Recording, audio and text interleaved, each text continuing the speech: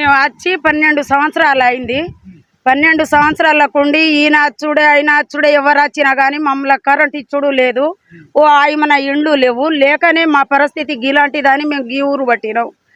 అయినా కానీ మాకు ఎవ్వరు కూడా కేర్ చేసుడే లేదు. మరి కాంగ్రెస్ వాడు వచ్చినా మాకు కేర్ చేసుడు లేదు.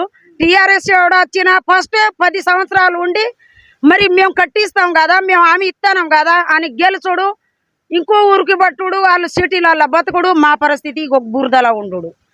ఓ ఆయమన నీళ్లు తాగుదామంటే ఓ రోజు తెచ్చుకుంటే తాగుడు, లేకుంటే లేదు.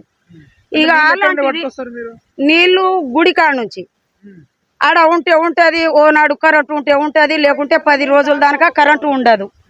ఇక ఓ బిందె తెచ్చుకుంటే అదే నీళ్ళు తాకుంటా మా పరిస్థితి గా పరిస్థితే ఉంటుంది. అందులో పురుగులే కానీ ఏదో కానీ అదే నీళ్లు తాగి మా బతుకు గంతే సరి చేసుకుంటాను. మరి ఇప్పుడు కూడా